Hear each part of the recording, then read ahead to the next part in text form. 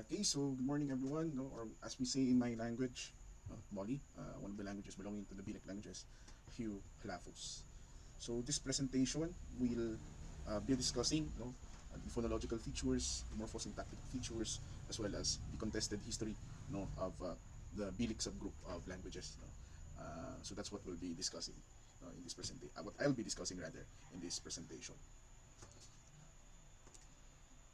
So first, no, we start with the introduction to who are the ethno-linguistic groups belonging to this micro group of Philippine languages, or more on that later, or not. No, so the Bilik people, the Bilik subgroup, includes primarily the Poli, or formerly known by the exonym Tagabili, which were used by outsiders to refer to the tribe. No, we also have the Blaan ethno-linguistic groups with both Coronel as well as Sarangani dialects, and the Teduray language spoken also in southern Mindanao, especially in the areas surrounding Maguindanao, particularly UP. So these communities represent some of the earliest rather Austronesian settlers in the Philippines. Um, Another member of the Bilik subgroup is Giangan, otherwise known as Bagobo Plata, Bagobo Tagabawa, in some articles, in some papers. But their inclusion as of this time is heavily contested, as uh, some scholars, particularly R. David Zork, argue that they belong to an independent and sometimes even a higher level subgroup than the Bilik subgroup of languages. So in contrast, Tedurai's inclusion to the Bilik subgroup is solid, as most uh, articles would indicate on the Bilik languages. But despite of the overwhelming evidence which would link the Teduray language with the Boli and the Blaan languages to form the Bilik subgroup, its documentation, the documentation of the Teduray language to this day remains limited. So much of the papers that this presentation um, tap into to deliver this content, which you'll be learning today, focus on analyzing Tumoli and Blaan languages of the Bilik subgroup, though uh, some sample from the Teduray language is used from time to time, but still the overwhelming data used to form insights that were published by scholars, which in turn made its way into this presentation, relied most of the time on data um, that focus on analyzing the features of the Boli and Blaan languages. So with that out of the way, we'll start formally with the presentation. So first we'll discuss the contested classification of the Bilik language, which makes up uh, the majority, kumaga, or is a very heavy topic, and especially when we talk about Bilik languages. So the phylogenetic position of Bilik languages in the greater sphere or area of the Austronesian language family tree is sparks to this day significant scholarly debate, with three identified competing theories, which raises contention to their actual position or place in the Austronesian family tree. So we have three competing theories. So I'll be discussing this briefly to still uh, um, make this presentation as concise while as comprehensive as possible. So um, the three views are the traditional view, which was largely posited, espoused by Thomas and Healy in 1962, the splitting view, championed by Reed in 1982, and the intermediate view posited by Blust in 1991.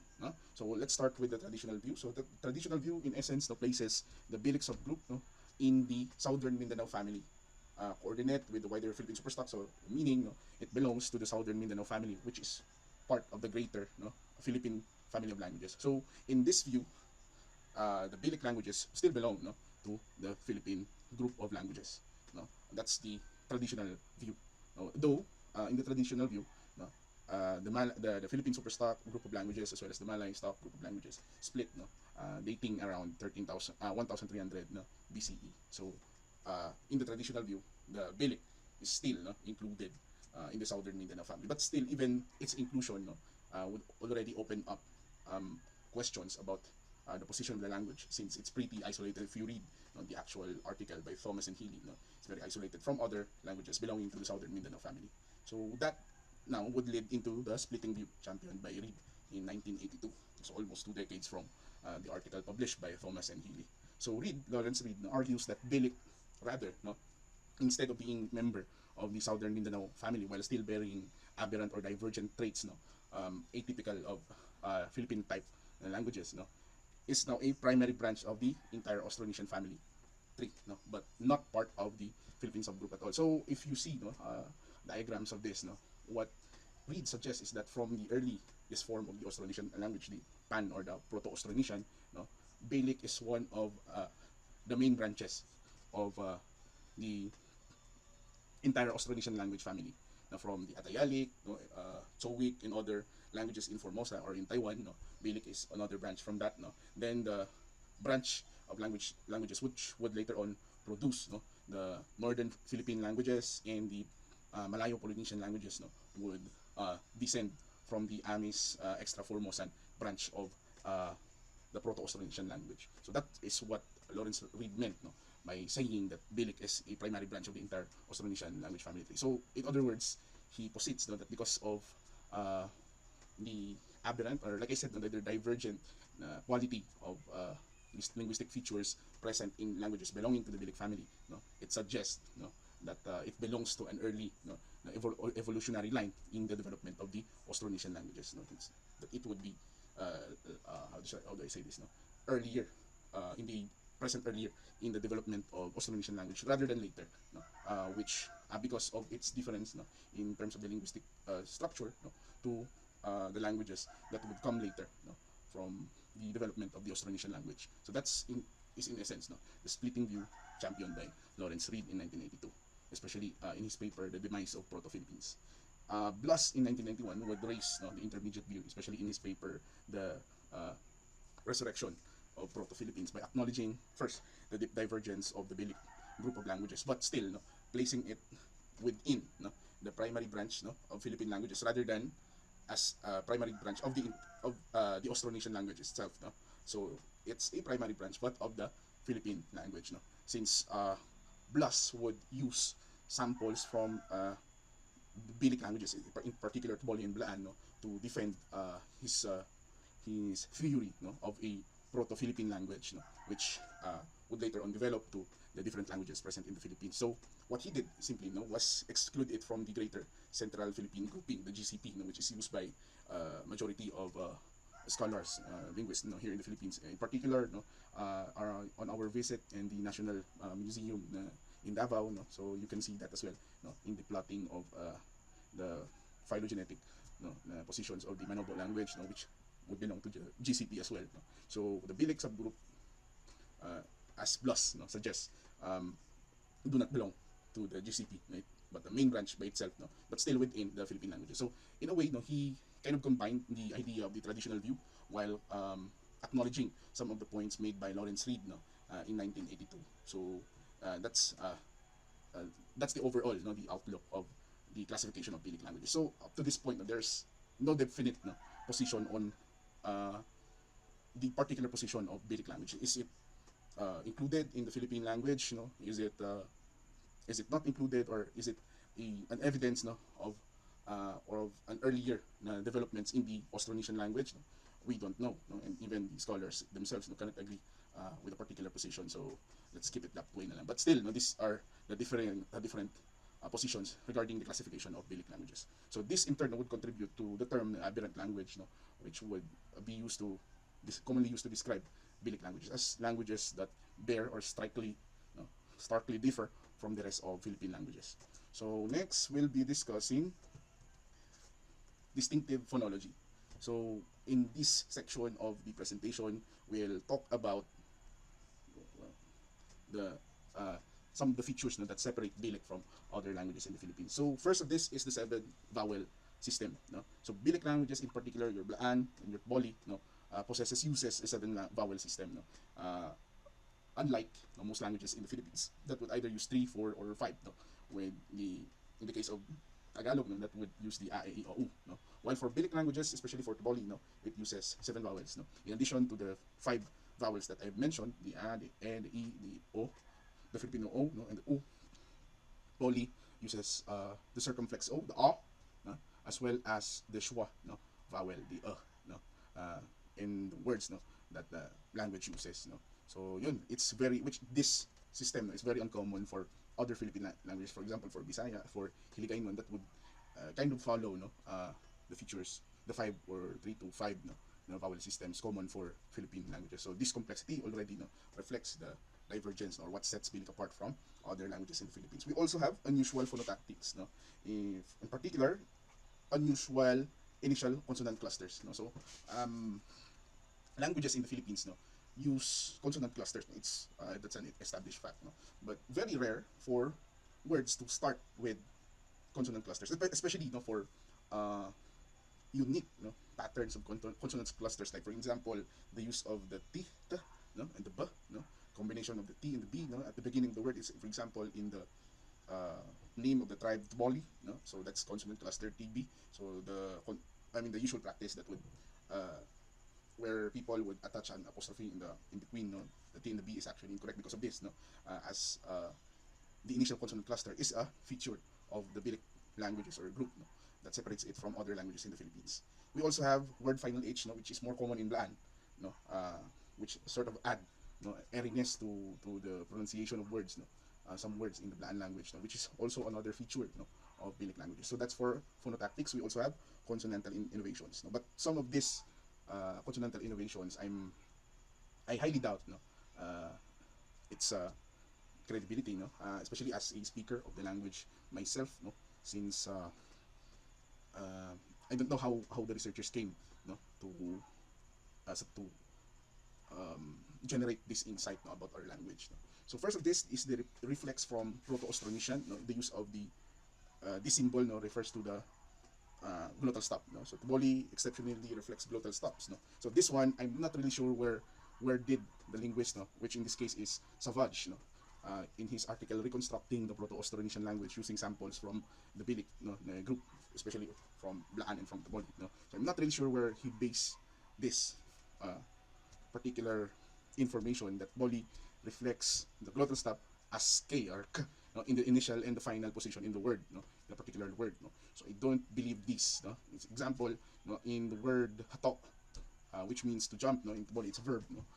In hatok the glottal stop in the end no, sounds like a glottal stop no. It does not sound like a K, a K, hatok no. So no, so the stop occurs in the glottal region, hence making it a glottal stop no. So this is one of my uh, misgivings no, in these findings that are generated by these prior researchers no. Another thing for initial no, what he used for this is that basically all words that starts with a vowel no, starts with an initial glottal stop no. That's what he meant by this, but he says here that the Boli reflects that as a K sound no, instead of a glottal stop, which is far from reality, far from the truth no. For instance no, in the word owong no, which means which stands for no, the boat that we use no, to cross rivers, lakes no, and other bodies of water that would, looks like a canoe no, that is carved from wood no.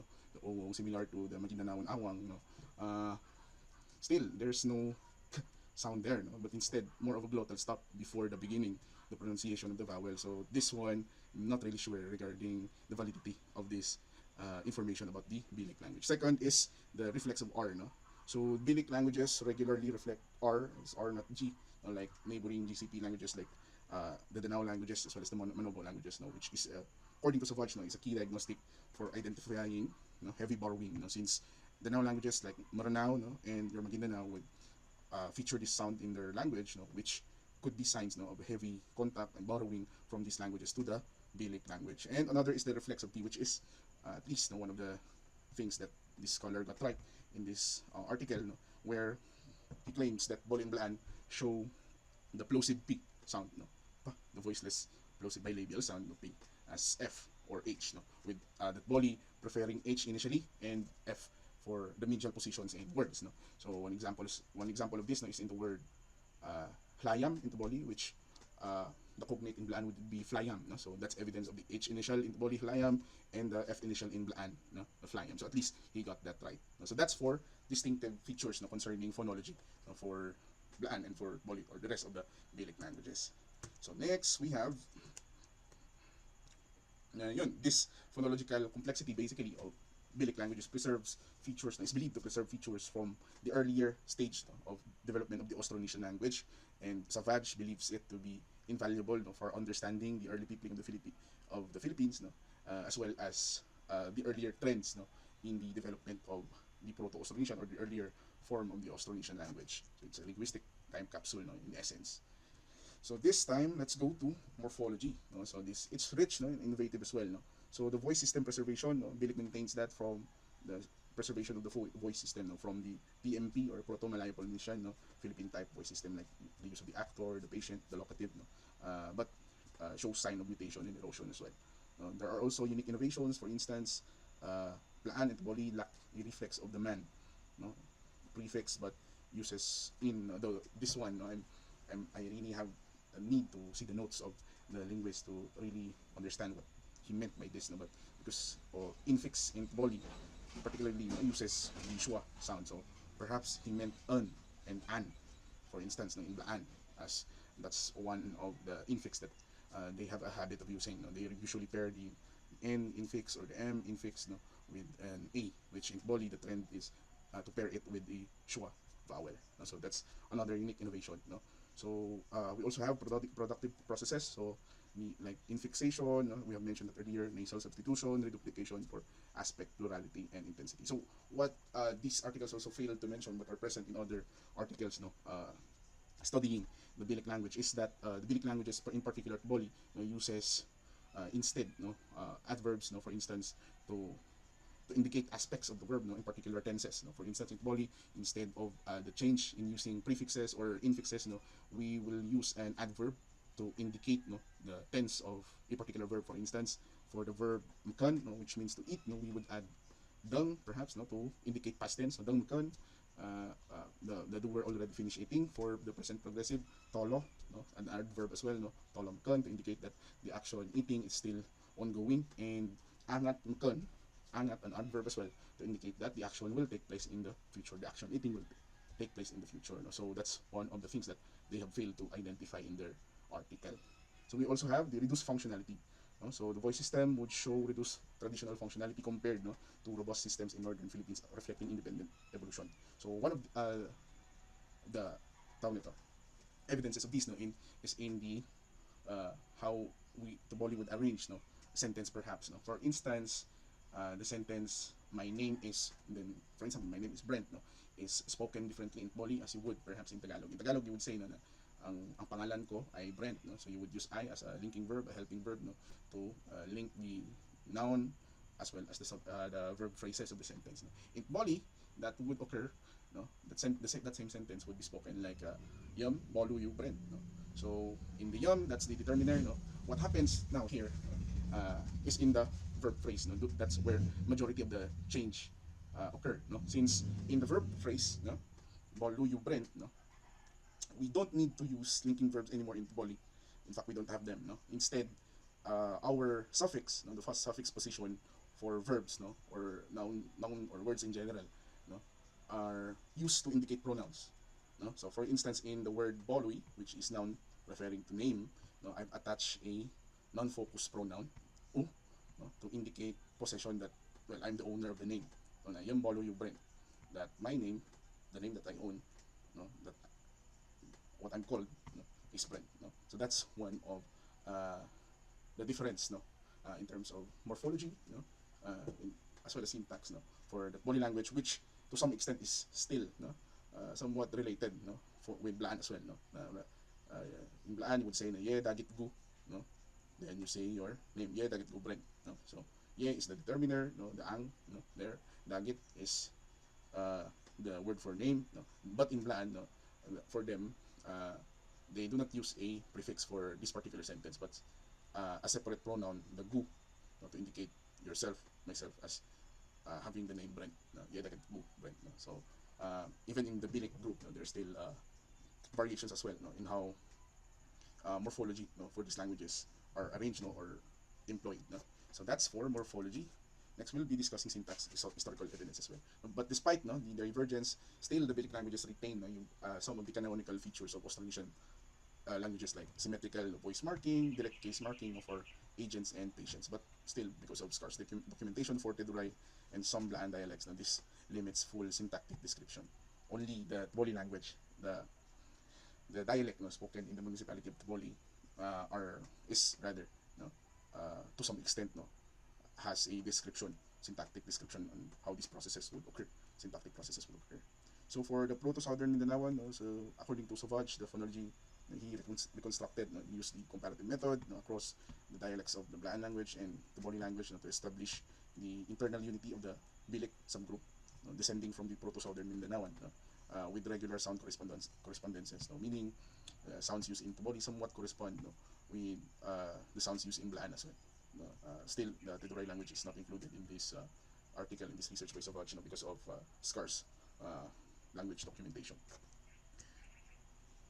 So basically, these lexico-statistical studies no, would show evidence of language contact as well as phonological analysis. They show no, extensive borrowing from neighboring Manobo as well as Danao languages, no, which reveals the complex history of cultural interaction between these groups. No.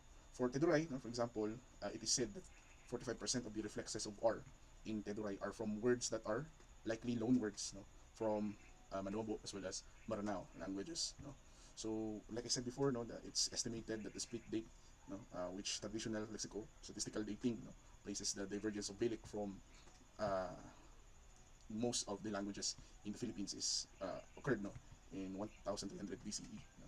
So for lexical conservatism, this is one of the areas no, where I would highly doubt no, what uh, these scholars have written as well, since for one, no, it said here that Bilik languages did not participate in lexical innovations that define the Greater Central Philippine subgroup. No, they retain the word for blood, dara. No, so I think this one would belong to Teduray language, since the word for blood, no, for Blaan and for Tboli is, for Tboli rather, lito is lito. No, so as well as in Blaan, no, so though there are phonological differences only, no, but yun, it does not match na what the scholar here stated, as well as the word for water, which is wahir or danum, no? Which in Tubol in Blaan is El and Yel. No? So I don't know where he based these findings, no? What sample of data he based these findings from, as having evolved differently no? From GCP languages, which innovated Dugo and Tubig no? For water, Dugo for blood, no? Respectively. So here are the key characteristics that I discussed no, to sort of review what I presented in this presentation. So we have complex phonology, no, so the 7 vowel system, the initial consonant clusters, as well as unique reflexes no, of Proto-Austronesian sounds, no, distinguish basically the Bilik group of languages from its neighboring languages. No, coupled as well with the ancient position no, in the phylogenetic family tree of Austronesian languages, no, which represents perhaps early Philippine settlement of these people. No? So that's for ancient position. We also have innovated morphology, no? So the use of the rich as well as modified voice system, showing both preservation no, of early trends no, in Austronesian languages as well as innovation in grammatical structures, while also showing history of contact with neighboring groups, no? Especially in the cognates and many borrowings from these groups, which reveals complex cultural as well as linguistic interactions between the neighboring groups no, and the Bilik groups. So the significance of this uh, presentation as well as the content of this is that well the realization of the importance of Bilic language as well as future directions in research concerning this language group, and that the Bilic languages form a coherent as well but deeply divergent microgroup within the Philippine branch of Austronesian languages, offering crucial insights into our region's linguistic prehistory. No? So this would contribute to understanding peopling in the Philippines, no? Perhaps representing or supporting earlier settlement waves no? Of people, Austronesian people coming from Taiwan, spreading downward to the Philippines, to the rest of Southeast Asia, then before spreading westward towards Micronesia and Polynesia. No? So it also acts as linguistic stratum or group, no? Preserving evidence of Mindanao's pre-GCP linguistic diversity as well as ancient contact patterns no? Between the different people in Mindanao, as well as this study, the study used in this presentation refines the Austronesian family tree and challenges the different models used no, to illustrate the linguistic history of the Philippines. And what this presentation really calls for is the need for further research on Bilic languages, particularly on Teduray and Giangan, no, to fully clarify their position within the group, within the Bilic group, as well as the unique characteristics of these languages. So that basically ends my lengthy presentation. I'm very sorry, no, if I have took too much of your time, but I hope, no, you learned something from this presentation. So good day, no, goodbye. No. Thank you for listening. Maraming salamat.